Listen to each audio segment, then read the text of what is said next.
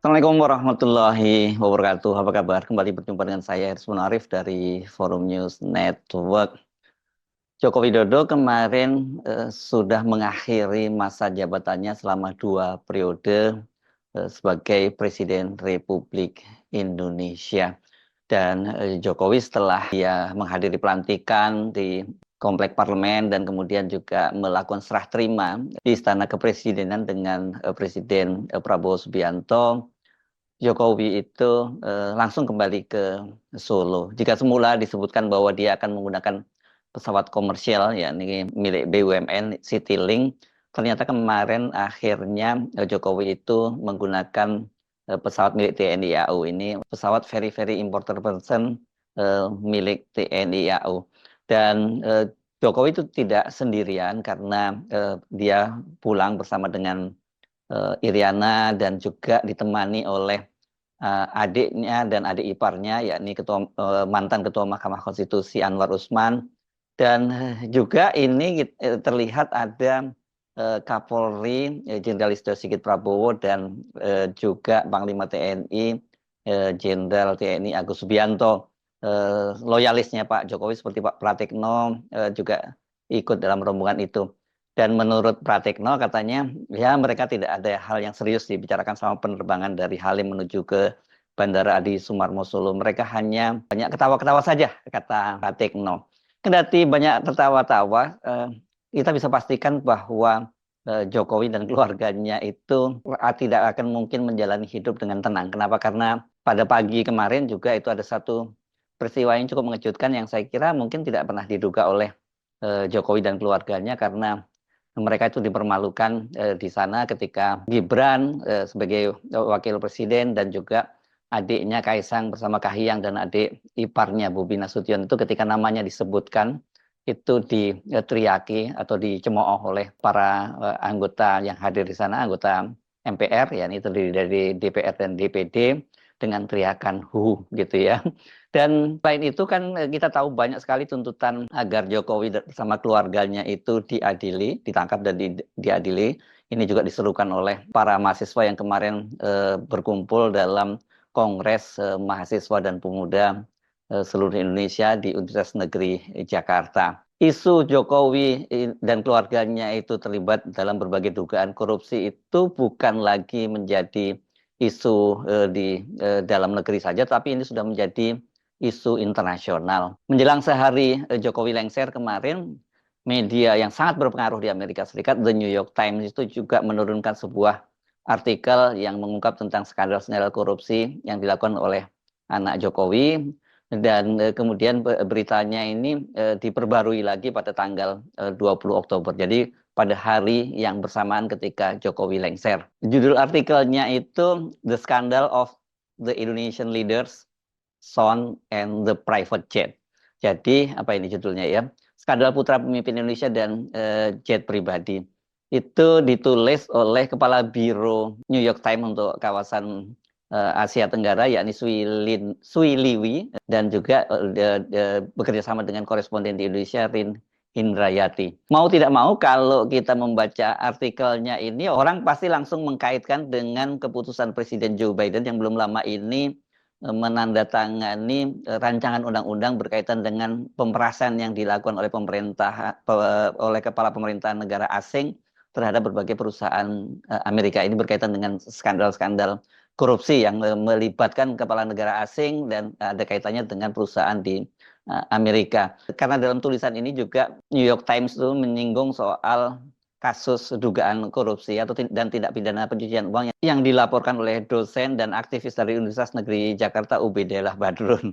Dan Ubedillah Badrun juga ketika mengirimkan artikel ini kepada saya juga dia memberikan komentar berkaitan itu tadi, bahwa Presiden Prabowo harus cukup berhati-hati, harus memperhatikan soal ini, karena bagaimanapun juga The New York Times ini adalah media yang sangat berpengaruh di Amerika Serikat, dan dipastikan ini akan menjadi referensi dari para pemimpin Amerika Serikat. Menurut Ubaid, ini hati-hati juga untuk Prabowo dan elit politik lain karena itu tadi karena keputusan dari Presiden Amerika Serikat Joe Biden tadi menandatangani VP atau rancangan undang-undang pencegahan pemerasan asing yang itu tadi ada pemimpin asing itu bisa diadili karena meminta atau menerima suap dari perusahaan Amerika Serikat. Saya coba terjemahkan beritanya untuk Anda ya.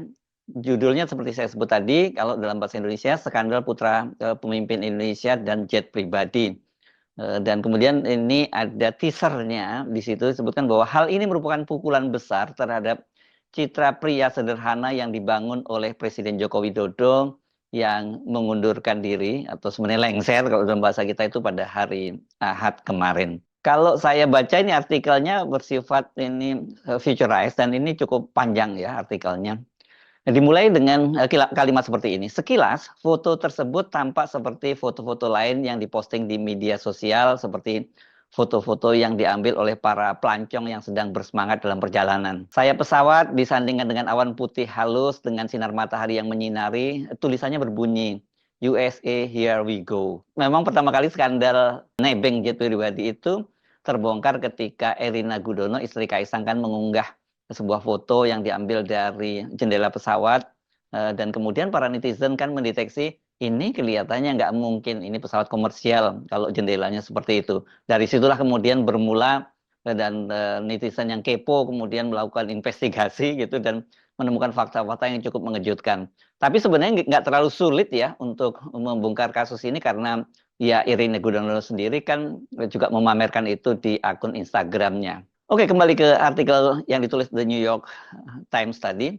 Di dalam penerbangan pada bulan Agustus itu dari Jakarta ke Los Angeles, terdapat Kaisang Pangarep, putra bungsu Presiden Joko Widodo dari Indonesia dan istrinya Erina Gudono. Rincian perjalanan tersebut tersebar di akun media sosial Erina dan kemudian ada kereta dorong bayi seharga 1.500 US dollar untuk bayi mereka yang akan segera lahir dan lobster roll yang mereka beli seharga 25 dolar Amerika Serikat untuk makan siang. Yang pada waktu itu kalau dikurskan menjadi 400.000 rupiah. Postingan Erina Gudono ini dianggap tidak sensitif dan menimbulkan keributan di dalam negeri karena sebagian besar masyarakat Indonesia tidak mampu membeli barang-barang mewah.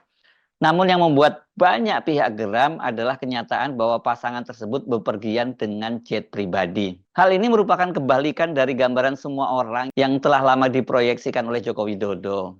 Pesawat itu terhubung dengan Shopee, ini operator mall online, dan perusahaan tersebut berencana membangun gedung baru di kota Solo tempat Joko Widodo memulai karir politiknya dan hingga saat ini wali kotanya adalah putra sulungnya Gibran Rakabuming.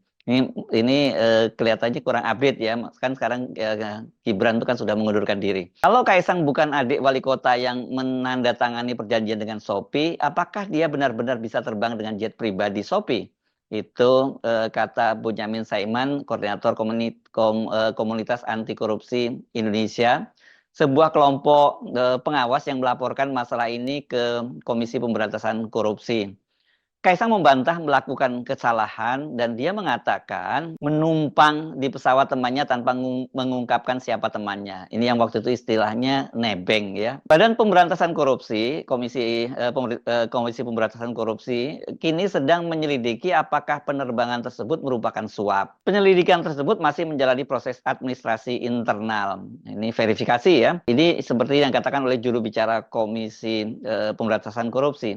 Saat ini tidak jelas siapa pemilik jet tersebut, namun jet tersebut pernah menjadi milik Garena Online yang memiliki induk perusahaan yang sama dengan Shopee, SIE Limited yang berbasis di Singapura. Garena tidak menanggapi permintaan wawancara dari The New York Times. Beberapa penentang Jokowi ada unsur lain dalam episode tersebut yang membuatnya semakin menyakitkan. Sekitar setahun sebelumnya, Konstitusi Indonesia direvisi. Ini maksudnya adalah perubahan di undang-undang tentang batas usia calon kepala daerah yang diubah oleh Mahkamah Konstitusi yang pada waktu itu ketuanya adalah paman Gibran yakni Anwar Usman. Dan menurut para kritikus itu atas perintah Joko Widodo. Ini untuk menurunkan persyaratan usia untuk menjadi wakil presiden. Hal ini yang kemudian membuka jalan bagi Gibran untuk ikut bersaing memperebutkan tiket pengganti Joko Widodo bersama dengan Prabowo Subianto dan kemudian memenangkan pemilu dan dilantik pada hari Ahad. Saat Kaisang dan Erina sedang melakukan perjalanan ke Amerika Serikat, sekutu Joko Widodo itu mencoba mengubah undang-undang yang mengizinkan Kaisang yang saat itu masih berusia 29 tahun untuk mencalonkan diri dalam pemilihan kepala daerah bulan depan yang akan memilih gubernur, wali kota, dan juga bupati. Dan ribuan pengunjuk rasa turun ke jalan, beberapa diantaranya itu merobohkan gerbang kompleks parlemen. Parlemen menolak langkah tersebut, namun kejadian itu merupakan pukulan lain terhadap citra Presiden Joko Widodo sebagai politisi yang rendah hati. Ini mengacu pada rencana revisi Undang-Undang Pilkada yang kemudian batal karena di demo oleh ribuan mahasiswa dan elemen-elemen civil society lainnya ya. Presiden Indonesia pertama yang bukan seorang jenderal atau elit politik, ini maksudnya Joko Widodo itu seharusnya menjadi terobosan dari masa lalu negara yang kleptokratis. Ini maksudnya dituliskan di sini bahwa berbeda dengan diktator Soeharto dan anak-anaknya yang menyedot miliaran dolar selama 31 tahun masa jabatannya. Meskipun Joko Widodo adalah pemimpin transformatif yang mengentaskan kemiskinan ekstrim di Indonesia, ia juga melakukan polarisasi. Ini saya nggak tahu apa maksudnya ini. Kenapa dikontraskan seperti itu ya. Kritikus mengatakan bahwa Presiden Joko Widodo sama seperti para pemimpin Indonesia sebelumnya karena ia ingin mendirikan dinasti politiknya sendiri. Putri tunggalnya Kahiyang Ayu menikah dengan Bobi Nasution, wali kota Medan. Bobi Nasution juga menimbulkan kontroversi dengan terbang menggunakan jet pribadi. Memang ada pengakuan pada waktu itu ya dari Bobi Nasution bahwa dia juga pernah terbang menggunakan jet pribadi ini ketika pernikahannya Kaisang. Selama masa jabatannya Joko Widodo itu mendorong serangkaian deregulasi untuk mencapai pertumbuhan ekonomi. Dan dia kemudian melemahkan Komisi Anti Korupsi yang dulunya tangguh. Ketika Joko Widodo menjabat pada tahun 2014, dia berjanji untuk mengakhiri korupsi yang telah lama melanda negara ini. Namun ketika ia mengundurkan diri satu dekade kemudian, Indonesia berada di peringkat 115 dari 180 negara dalam Indeks Persepsi Korupsi Transparansi Internasional tahun 2023 dan skornya mencapai 34 dari 100 poin. Setelah Joko Widodo menjadi presiden, bisnis kedua putranya mulai mendapat dukungan dari pemodal Ventura dan pengusaha kaya. Dan menurut tinjauan catatan perusahaan ini yang dilakukan oleh New York Times. Pada tahun 2022, Ubedillah Badrun, seorang sarjana di Universitas Negeri Jakarta, mengajukan tuntutan korupsi terhadap Jokowi dan putra-putranya. Dia melaporkan ke KPK dan dia ingin agar KPK menyelidiki apa yang dia katakan sebagai hubungan dekat yang dikembangkan oleh Gibran dan Kaisang dengan 3 kerabat Gandhi Sulistianto Suherman. Ini mantan direktur pelaksana Sinarmas Group, salah satu konglomerat terbesar di Indonesia. Ubedillah mencatat bahwa Sinarmas belum terkena sanksi dari regulator meskipun anak perusahaan pernah terlibat dalam pembakaran hutan di Indonesia pada tahun 2019. Ini kasusnya kan di Sumatera Selatan dan pada waktu itu dendanya mencapai 7,5 triliun gitu. Tapi kemudian yang dijatuhkan vonisnya oleh Mahkamah Agung hanya sekitar 78 miliar. Dan Ubedillah itu mempertanyakan apakah hal ini disebabkan karena anak-anak Pak Joko Widodo dekat dengan putra dan menantu Gandhi. Joko Widodo itu menunjuk Gandhi sebagai duta besar Indonesia untuk Korea Selatan pada tahun 2021.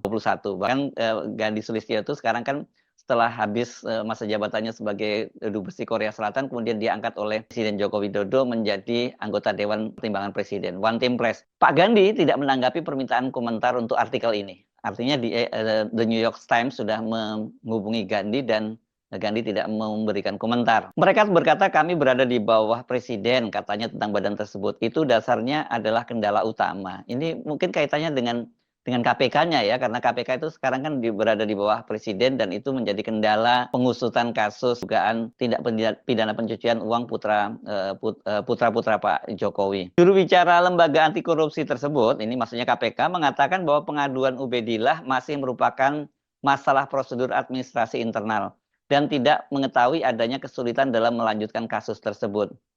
Setelah perjalanan Kaisang dengan jet pribadi, Ubedillah mendesak badan tersebut untuk mempertimbangkan kembali keluhannya. Memang ketika kasusnya jet pribadi Kaisang itu kan Ubedillah Badrun datang lagi ke KPK untuk menagih kasus yang dia laporkan 2,5 tahun lalu, dan dia tetap mendapat jawaban bahwa kasusnya itu ya diarsipkan begitu sebagai pengaduan masyarakat. Bunyamin Saiman dari Komunitas Anti Korupsi Indonesia mengatakan perjalanan jet pribadi itu tidak ada bedanya dengan gitar yang diberikan kepada Jokowi oleh band heavy metal Metallica pada tahun 2013 yang kemudian disita oleh Lembaga Anti Korupsi Indonesia, KPK maksudnya. 5 tahun kemudian, Joko Widodo menerima album langka Metallica dan itu hadiah dari Perdana Menteri Denmark yang bertemu dengan Jokowi. Dan kemudian dia melaporkan hadiah tersebut dan membayar $800 Amerika kepada lembaga anti korupsi itu kepada KPK.